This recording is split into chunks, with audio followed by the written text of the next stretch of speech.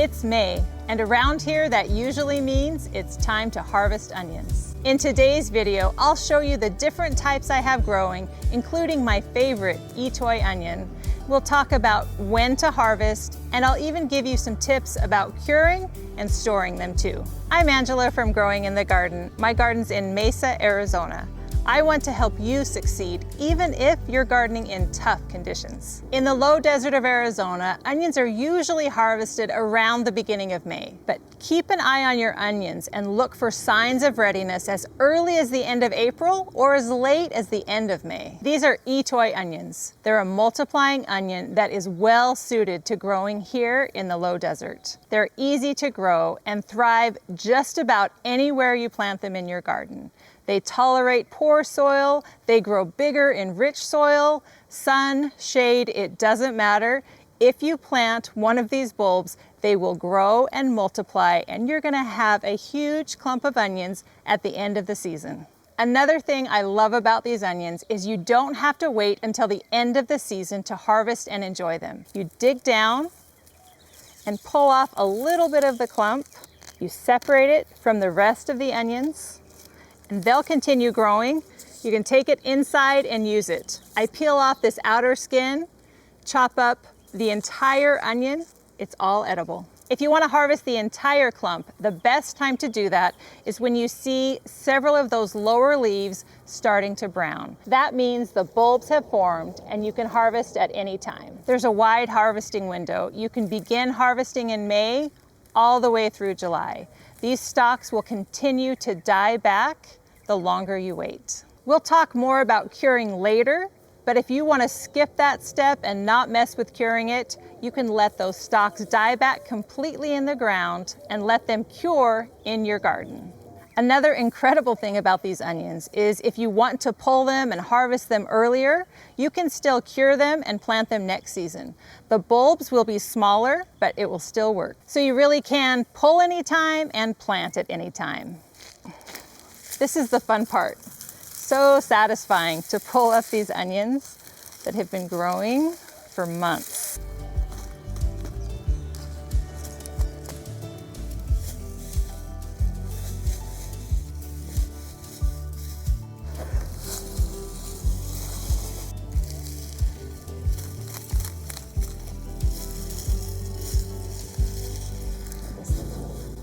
I harvested these a couple of months ago, and the bulbs are significantly smaller. They didn't get as long to develop, but there's still lots of bulbs, and each one of these can still be planted.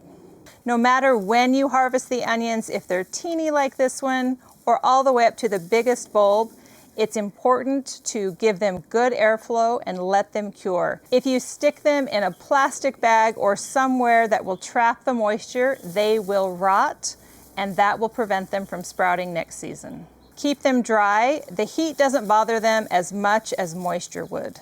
Once those greens die back, if you want to leave that big clump of onions in the ground, you can. But instead of multiplying next season, that clump is just going to send out individual shoots. You can get so many more onions by pulling up those onions, dividing and replanting in different areas.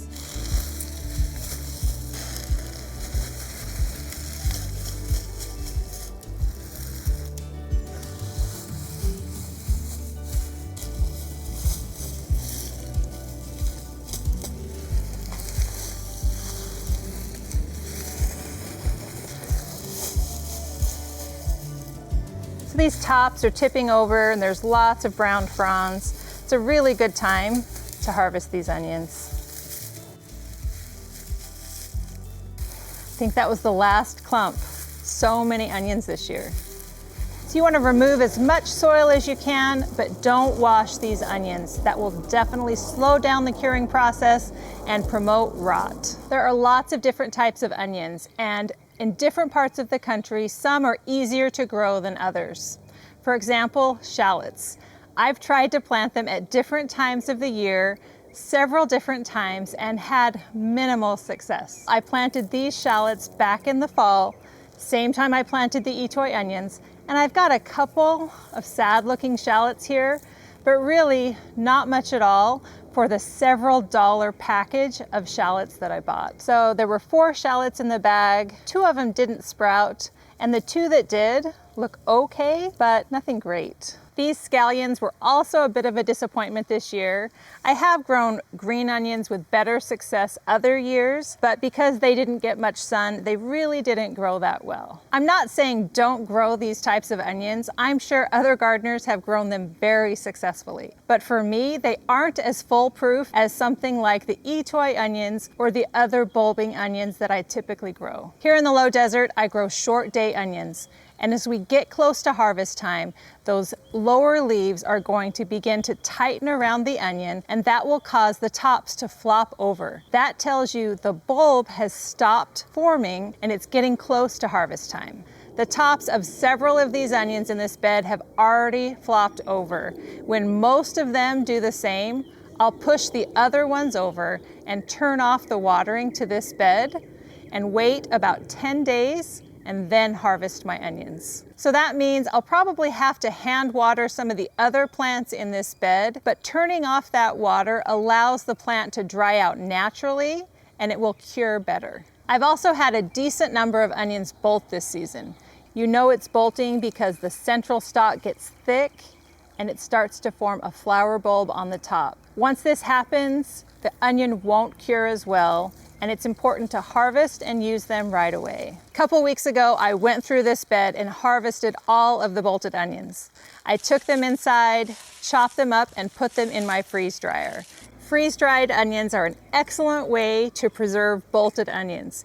You can also freeze them or dehydrate them and use them as onion powder. Looks like I've got a few more bolting. I'm gonna go ahead and harvest these bolted ones, get them out of the bed, and let the other onions finish up.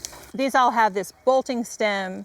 They're not going to cure well and they won't last as long, but they still taste just as good. So what happens during curing and why is it important? This onion has just flopped over. It's just beginning the process of tightening these outer skins around the onion. But this central stalk is still really green. And although it didn't bolt, if I didn't cure it, it wouldn't last as long because rot can enter right through here.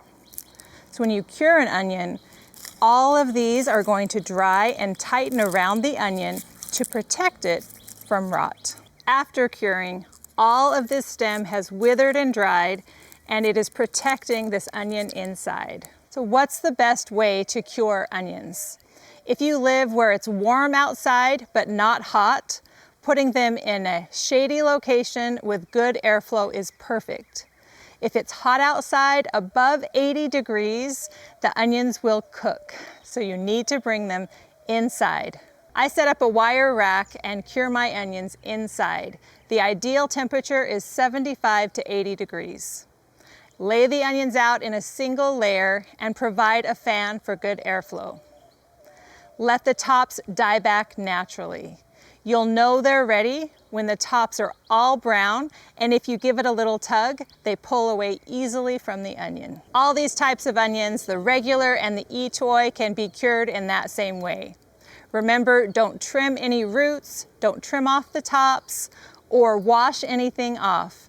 Just let them cure naturally for the best onions. Once the necks and stems are completely dry, at that point you can trim the roots and stems to about 1 inch. If any are soft or starting to soften, use or discard those right away. The best place to store your cured onions is in a cool but not cold, dry and dark place. I put my onions in these bags and put them in a hall closet. It's not super cool in there, but it's the coolest spot in my house. This was a great harvest this season. I'll save some to plant and I can't wait to share the rest.